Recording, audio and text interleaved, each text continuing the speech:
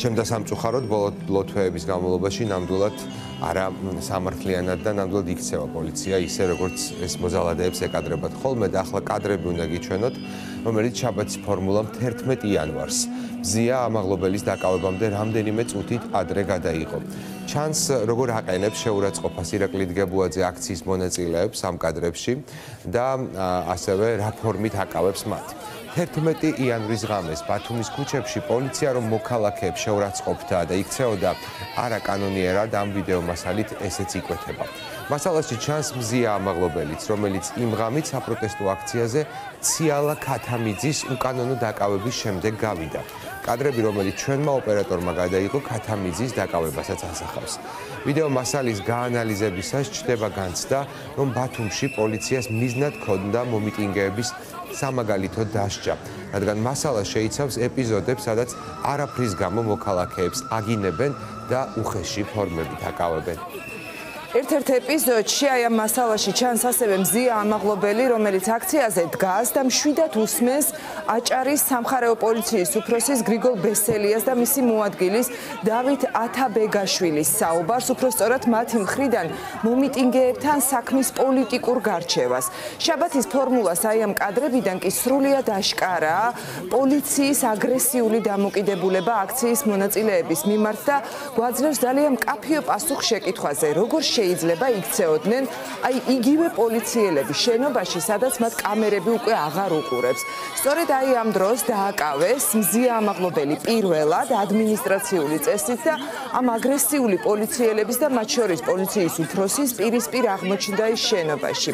რამდენიმე საათის წინ ჩვენ ვიცით გახდა ცნობილი, რომ 17 თებერვალს ბათუმის სასამართლოში ჩანიშნულია სხდომები სწორედ 11 იანვარს საპროტესტო სტიკერის გაყვრისთვის დაკავებულების საქმეზე. მათ შორის არის მზია ამაღლობელის გვარიც, თუმცა სხდომა ისე ჩაინიშნა, რომ ამის შესახებ არ უცნობებიათ არც მზია ამაღლობელისთვის, არც მისი ადვოკატებისთვის. ეს ფაქტი დღეს ნონა ქურდოვანიძემ შეაფასა დარღვევად. ჩვენ რა თქმა უნდა მზია ამაღლობელის საქმეზე მომდევნო სიუჟეტში მოგიყვებით უფრო სვლად, მანამდე კი ნახოთ კიდევ ერთხელ კადრები. ეს კადრები უпростоრად პირველად გადის ახლა ეთერში. ეს არის 11 იანვარს ბათუმის პოლიციის შენობასთან გამართული აქციიდან ეპიზოდი.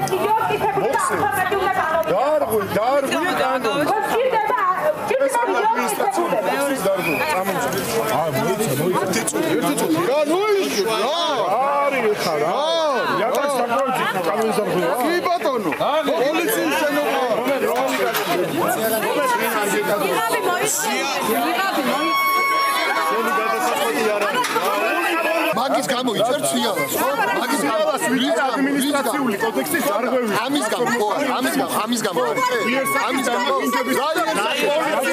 ერთი წუთი გამერე ვისაუბრში ვესაუბრებ. შენ ცოტა გონს ყველა დავა. ირაკლი.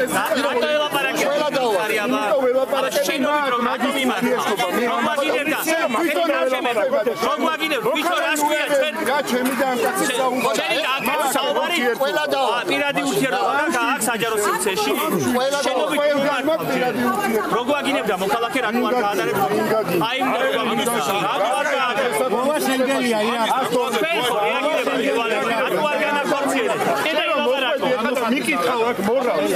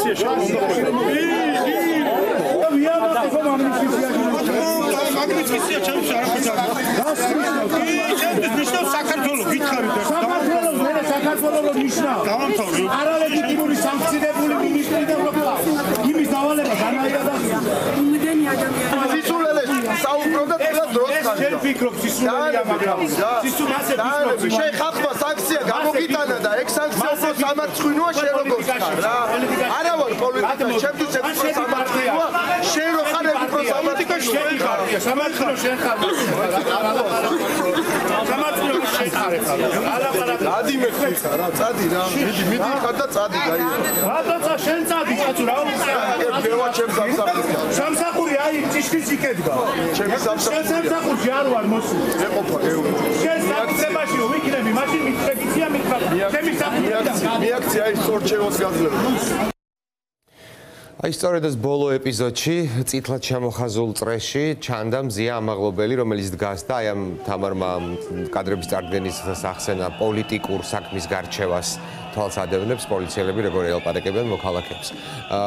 ფორმულას მაყურებელს ეძულ ბიჭებიან ალბათ შეგვიძლია უფრო ასე დავარქვათ. იმიტომ რომ აი ახლა რა სიუჟეტს უნდა წარვადგინოთ თამარ საუბარია მზიას საქმეზე პოლიციელების ჩვენებებიც გვაქვს და იქ პოლიციელები ამბობენ რომ თითქოს და აი პოლიციის განყოფილების მიმდებარედ მოქალაქეები იგინებოდნენ და მაყურებელმა რომ არ ვიცი მცირე ანალიზით რო გავაკეთოთ ხოლმე ამ კადრებზე ცხადია ეს სრულ რეალობას ვერ ასახავს ერთი კამერით გადაღებულია და ერთი ოპერატორის მიერ თამას თხილიშვილის ჩვენი ოპერატორის მაგრამ ამ ერთ მასალაშიც ჩანს ეს 11 იანვრის საღამოა ვინ იქცევა ასე ვთქვათ აგრესიულად ვინ არის ამოვარდნილი მწყობრიდან პოლიციელები თუ მოქალაქეები ეს ამის დასკვნის საშუალებას იძლევა ეპიზოდებიც იყო დავით ნახა ჩვენმა მაყურებელმა როგორ გინება თავად ირაკლი გებუაძე ანუ როგორ აგრესიულად არის ის განწყობილი თავად აქციის მონაწილეების მიმართ და კიდევ ერთხელ მინდა გავიმეორო ის რაც აი კადრების წარდგენამდე ვთქვი რატომ არის ჩემთვის მნიშვნელოვანი აი ამ ეპიზოდის ნახვა და